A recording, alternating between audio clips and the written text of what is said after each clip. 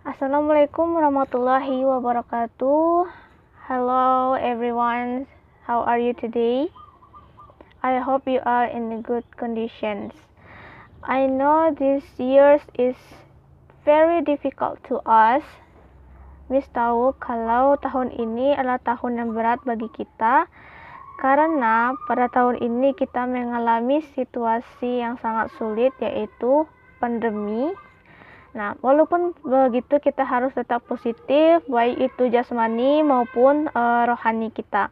Karena apa? Karena pemikiran yang positif dapat membantu kita untuk memahami pelajaran dengan mudah. So, stay positive.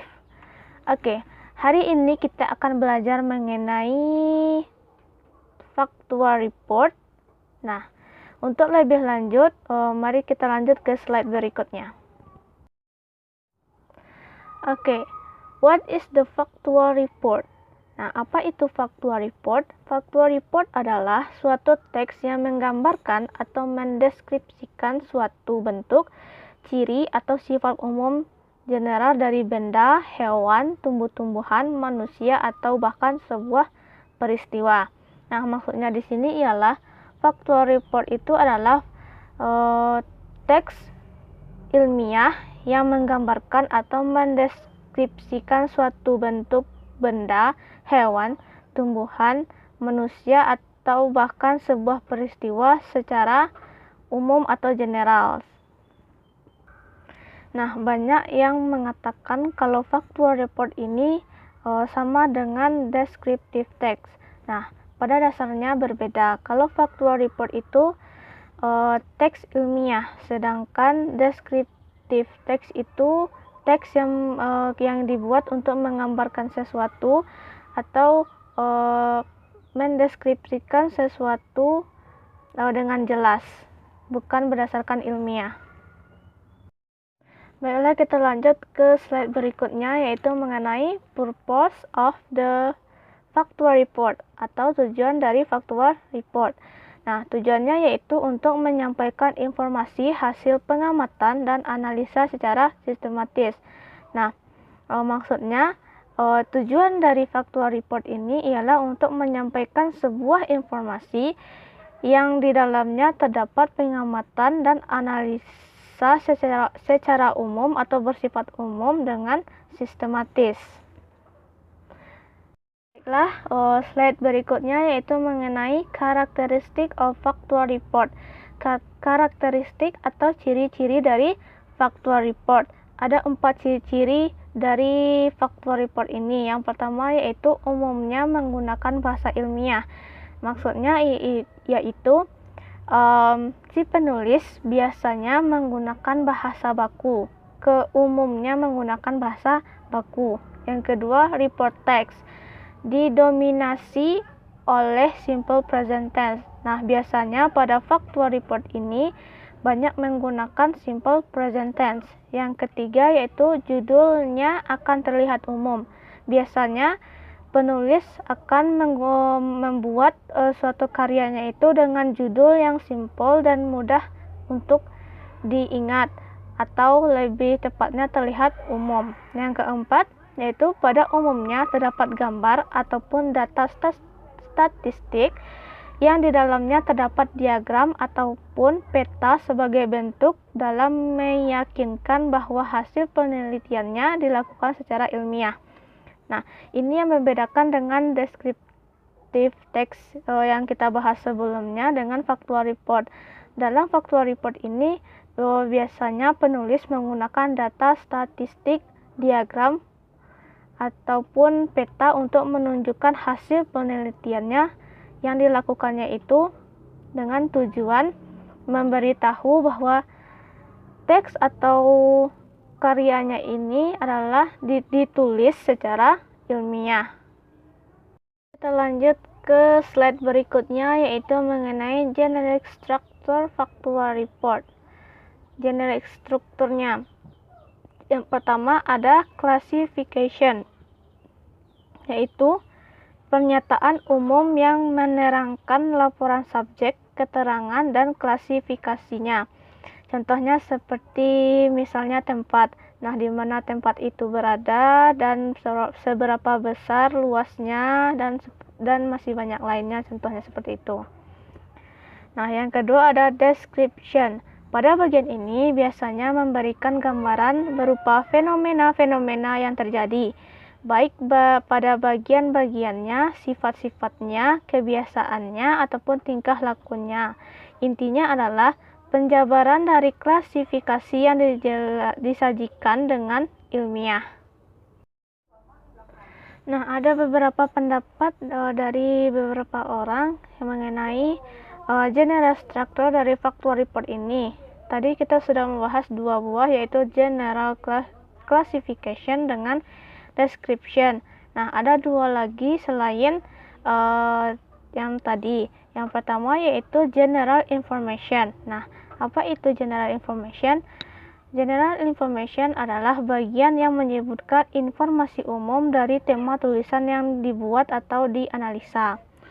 Nah, maksudnya misalnya kita menganalisa sebuah kota tadi kan. Nah, kita harus menyebutkan informasi umumnya seperti letak, di negara mana, seperti itu. Nah, yang kedua ada bundles of specific information. Nah, apa itu? Bundles of specific information adalah penjabaran informasi umum dari teks yang dianalisa tersebut. Nah, kita sudah tahu tadi kotanya di mana, letaknya, dan sebagainya macam. Nah, kita bisa menceritakan tentang kota tersebut seperti tempat wisata, tempat penginapan, dan masih banyak lainnya. Mari kita lanjut ke slide berikutnya, yaitu mengenai pola bahasa dalam factual report. Nah, dalam setiap penulisan karya ilmiah ataupun menuliskan teks atau apapun itu, pasti akan ada yang kita temukan yang namanya grammaticals atau pola bahasa atau tata bahasa dalam penulisan tersebut. Nah, begitu juga dengan factual report. Dalam factual report ini kita menggunakan beberapa tata bahasa atau pola bahasa. Yang pertama yaitu general nouns atau kata benda umum. Nah, maksudnya ialah suatu benda, baik itu hidup ataupun mati, benda mati ya, yang bersifat umum. Nah, contohnya hunting dogs dan my dogs. Hunting dogs itu bersifat umum karena tidak ada kata kepunyaan di situ. Nah, bagaimana dengan my dogs? My dogs itu bersifat khusus karena kepunyaan, my, saya, anjing saya. Nah, hunting dogs ini dengan my dogs ini adalah kata benda berupa kata benda hidup. Nah, yang kedua yaitu ada relative verb. Dalam grammar disebut juga dengan linking verb seperti to be, is, am, or, present, seem, look, taste, dan sebagainya. Nah, yang ketiga yaitu ada timeless present tense. Ialah salah satu penanda waktu dalam bentuk simple present tense seperti often, usually, always, dan lain-lain.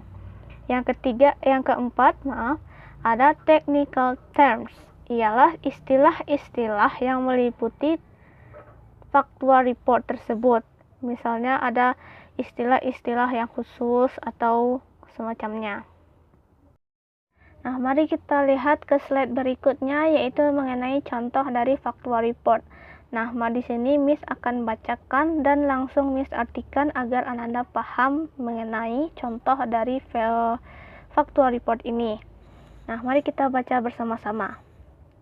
Venice is a city in northern Italy. It is the capital of region Veneto, together with Padua. The city is included in the Padua-Venezia metropolitan area. Venice has been known as the Queen of the Adriatic, City of the Water, City of Bridge, and the City of Light. The city stretches across 117 small islands in the marshy Venetian lagoon along the Adriatic Sea in northeast Italia. Nah, artinya Venesia adalah sebuah kota di Italia Utara. Venesia adalah ibu kota wilayah Veneto bersama dengan Padua, Kota ini termasuk dalam area metropolitan Padua, Venesia. Venesia dikenal sebagai Ratu Adriatik, kota air, kota jembatan, dan kota cahaya. Kota ini terbentang di 117 pulau kecil di Laguna Venesia yang berawal di sepanjang Laut Adriatik di timur laut Italia. Venice is world famous of the canals.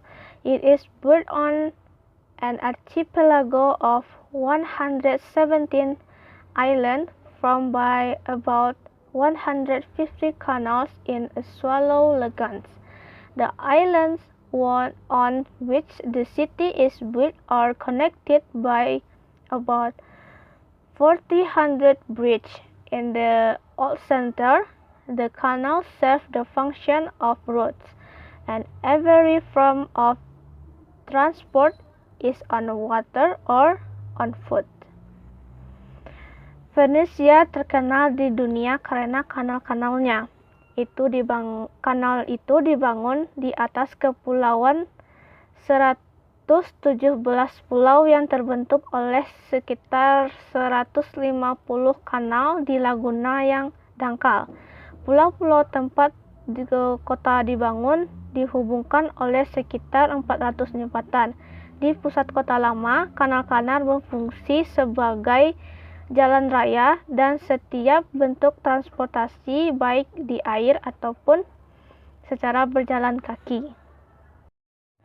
You can ride gondola there. It is the classical Venetian boat which nowadays is mostly used for tourists or for wedding, funeral, or other ceremonies. Now most Venetians travel by motorized water bus, which play a regular route along the major canals and between the city islands. The city also has many private boats. The only gondolas still in common use by Venetians are the traghetti foot passenger ferries across the Grand Canal at certain point without bridge. Nah, artinya Anda bisa naik gondola di sana. Gondola adalah perahu klasik Venesia yang saat ini banyak digunakan untuk turis atau pernikahan, pemakaman, atau upacara lainnya. Sekarang kebanyakan orang Venesia berpergian dengan bus air bermotor yang melintasi rute reguler di sepanjang kanal utama dan di antara pulau-pulau di kota. Kota ini juga memiliki banyak perahu pribadi. Satu-satunya gondola yang masih umum digunakan oleh orang Venesia adalah traghetti, feri penumpang perjalanan kaki yang melintasi Grand Canal di titik tertentu tanpa jembatan. You can see the amazing city landmarks such as Pisa, San Marco, Palazzo Contarini del Bofolo, Saint Mark's Cathedral, or Villas of the Veneto. The Villas of the Veneto, rural residence for nobles during the Republic, are one of the most interesting aspects of Venetian countryside. They are surrounded by elegant gardens, suitable for fashionable parties of high society. The city is also well known for its beautiful and romantic view, especially at night. Artinya, Anda dapat melihat landmark kota yang lucu seperti Piazza San Marco, Palazzo Contarini del Bofolo, Cathedral Saint Mark, atau villa-villa di Veneto. Villa-villa di Veneto tempat tinggal pedesaan bagi bangsawan selama Republik adalah salah satu aspek paling menarik dari pedesaan Venesia. Mereka dikelilingi oleh taman yang elegan, cocok untuk pesta modis dari masyarakat kelas atas. Kota ini juga kenal dengan pemandangannya yang indah dan romantis, terutama pada malam hari.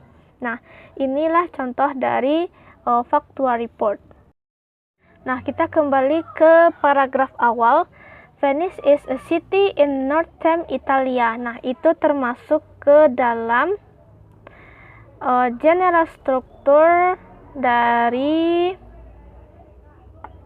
apa? Dari general classification atau general information. Nah, tadi general information artinya bagian yang menyebutkan informasi umum dari tema tulisan yang dijelaskan atau ditulis. Nah, di sini Venice is a city in northern Italy itu adalah informasi umum dari kota Venice. Nah, di sini kita juga bisa melihat informasi penting atau informasi umum yang diletakkan pada paragraf pertama dan itu menjadi general information atau general classification dari contoh factual report ini tentang Venice. Selanjutnya yaitu paragraf kedua, ketiga, dan keempat itu termasuk ke description atau bundles of specific information. Nah, tadi bundle of specific information artinya adalah penjabaran dari informasi umum tersebut yang kita tulis dari atau di paragraf pertama. Nah, di paragraf kedua itu si penulis menjelaskan ke pulau-pulau yang terdapat di Venice. Di paragraf ketiga itu mengenai tempat wisata, yang keempat itu tempat-tempat yang romantis yang bisa dikunjungi ketika kita pergi traveling ke Italia. Nah, itu termasuk bundle of specific information atau description kalau general structure yang pertama. Okay, I think that's all for today. Saya rasa cukup sampai di sini materi pada hari ini. Nah, mohon maaf kalau ada kata-kata yang salah, mohon dimaafkan. Don't forget to stay positive in this situation and stay healthy and stay safe. Assalamualaikum warahmatullahi wabarakatuh.